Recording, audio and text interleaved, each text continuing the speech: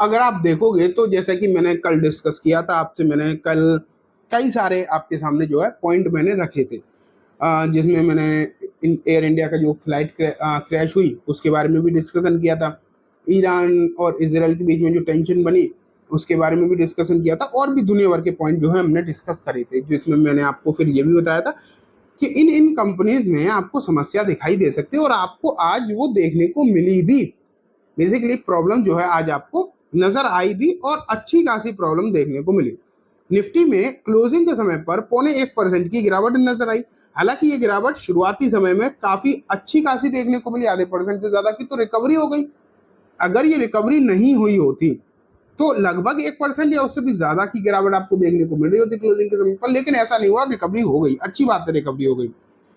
लेकिन इस रिकवरी से ये आप नहीं कह सकते कि सिचुएशन जो है पूरी तरीके से संभल गई है या सब कुछ सही हो गया है, ऐसा जो है कह पाना अभी डेफिनेटली मुश्किल है। उसके पीछे वही ईरान एंड इजराइल वाला जो टेंशन है वो काफी अच्छा खासा बढ़ता हुआ दिखाई दे रहा है। अगर आप देखोगे तो खबरें जो निकल कर आ रही हैं वो काफी सारी हैं।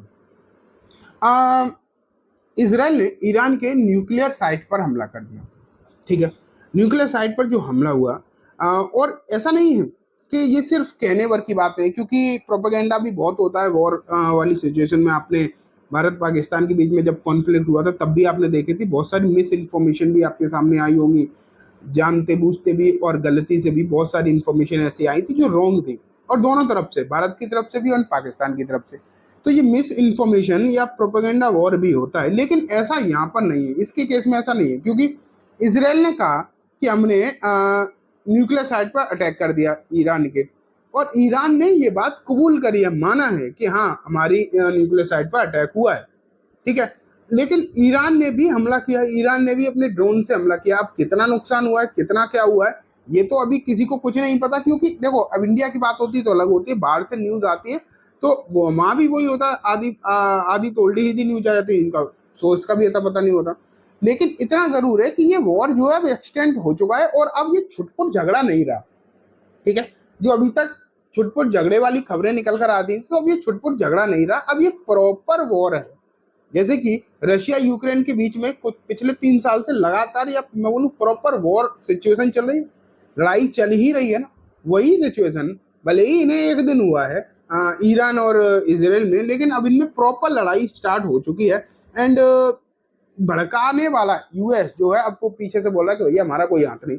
खैर ये चीजें अलग हो गई, लेकिन इसका जो है फर्क अगर देखोगे तो जियोपॉलिटिकली बहुत सारा पड़ रहा है, बहुत अच्छा खासा फर्क जो है जियोपॉलिटिकली पड़ता हुआ देखने को मिल रहा है। नुकसान तो बहुत अलग अलग सेक्टर को होते हुए देखने को मिल रहे हैं, बहुत सेक्टर ऐसे हैं जिन्हें नुकसान होता हुआ आपको यहाँ पर नजर आ रहा है।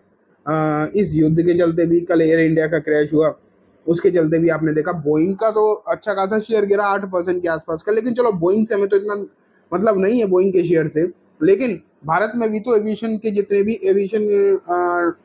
जितने भी कंपनीज हैं, जैसे कि दो ही तो ले दे के कंपनी है जो लिस्टेड है, वैसे तो और भी है लेकिन लिस्टेड मार्केट में, एक तो स्पाइसजेट एक इंडिगो है, उन दोनों में गिरावट हुई। इंडिगो में तो एक और खबर निकल कर आ गई कि इंडिगो के तो प्रमोटर फिर शेयर बेच रहे हैं। इसके प्रमोटर तो दुनिया भर के शेयर बेचते ही चले जा रहे हैं, और जिस तरीके से इंडिगो के प्रमोटर शेयर बेचते हैं ना, ये इसके लिए सबसे बड़ी समस्या है, क्योंकि जैसे जैसे इंडिगो पसंद आना स्टार्ट होता है, जैसे जैसे लोगों को लगता है कि अब यहाँ पर सिचुएशन सही होगी और चीजें अच्छी होंगी, खरीदना चाहिए, तुरंत ही इसके प्रमोटर शेयर बेचना स्टार्ट कर देते हैं। अगर मैं आपको एक जनरल डेटा बताऊं इंडिगो का, जून 2022 में 74 से 75% प्रमोटर होल्डिंग थी, अब 50% से भी कम हो गई, 49.49% आ गई प्रमोटर, जो गंगवार फैमिली है उनकी होल्डिंग। तो प्रमोटर तो बहुत तेजी से यहाँ पर शेयर बेच रहे हैं, इसमें कोई भी डाउट नहीं है। और इंपॉर्टेंट बात है कि आप फिर से 5% बेचने की बात कर रहे हैं, तो इस शेयर में तेजी ना हो पाने का कारण ना मेन एक प्रमोटर होल्डिंग भी है, जो लोग कैसे भरोसा करें जब प्रमोटर बेचते ही चले जा रहे हैं, बेचते कितने भी बढ़िया भी नहीं चल रहा, लेकिन प्रमोटर तो रोक नहीं रहे ना। तो ये कहीं ना कहीं दिक्कत तो है इंडिगो के लेकर अगर हम बात करें। लेकिन आज हम गिरने वाली कंपनीज और नुकसान वाली कंपनीज के बारे में नहीं, कि उसके बारे में तो हमने कल डिस्कशन किया ही था कि इन कंपनीज को दिक्कत हो रही है और आगे भी हो सकती है। लेकिन ना मैं उन कंपनीज के बारे में डिस्कशन दोस्तों जरूर करना चाहूंगा जिन्हें इन सिचुएशंस में भी प्रॉफिट होते हैं। इस तरीके की जो सिचुएशन आपको देखने को मिलती है ना, जहाँ लड़ाई हो रही है, माहौल जो है खराब चल रहा है, लेकिन उसके बावजूद भी उन कंपनीज को जो है प्रॉफिट ही होता है, उनमें सिचुएशन जो है अच्छी ही होती है। अब ये कौन कौन सी कंपनीज हैं, ये समझने वाली बात आ जाती है। और अगर हम एक ब्रॉडर वे देखें तो डिफेंस ही दिखाई देता है। अगर हम एक ब्रॉडर वे देखने की कोशिश करें तो इसमें डिफेंस सेक्टर ही दिखाई देता है। लेकिन डिफेंस में भी अगर आप देखो कि एक कंपनी तो है नहीं, कोई एक कंपनी तो है नहीं डिफेंस सेक्टर में, अगर देखा जाए तो दुनिया भर की कंपनी है। तो इसमें कौन कौन सी कंपनीज हैं जिन्हें सबसे ज्यादा अच्छा बेनिफिट होता है इस तरीके की सिचुएशन में, और अभी भी हो सकता है, आगे भी हो सकता है। तो जो सबसे ब्रॉडर वे में अगर हम एक सेक्टर समझते हैं डिफेंस, तो एक सबसे ब्रॉडर वे में कंपनी समझ सकते हैं एचएएल। एचएएल एक ऐसी कंपनी है, इसमें बिल्कुल भी डाउट नहीं है कि जब जब कहीं पर भी युद्ध छिड़ता है, न सिर्फ भारत में छिड़ता है, तब तो इसे और ज्यादा फायदा होने लगता है। लेकिन अगर कहीं भी छिड़ता है, और देखो जब कहीं भी युद्ध होना तो टेंशन पूरी दुनिया में उसके रिगार्डिंग आ जाती है। तो एचएएल को इसका फायदा होता ही है। और अभी रिसेंटली कई सारे एनालिस्ट ऐसे निकल कर आए जिन्होंने बोला कि एचएएल लंबे समय में अच्छे रिटर्न देगा, और वैल्यूशन भी जो है इसकी इतनी दिक्कत भरी नहीं है, इतनी महंगी नहीं है कि यहाँ पर रिटर्न ना आ सके। सब कुछ बढ़िया ही दिखाई देता है। एंड ऑर्डर बुक अगर आप इसकी देखोगे तो बहुत ज्यादा दिखाई देती है। लेकिन जिस तरीके से भारत अब कावेरी इंजन पर बात कर रहा है, कावेरी इंजन भारत में बनाने की जो बात निकल कर आ रही, भारत के खुद के इंजन, अगर ये सक्सेसफुली बन गए आने वाले कुछ सालों में, तब तो आप ये मान के चलिए हाँ डिफेंस में एचएएल की चांदी हो जाएगी।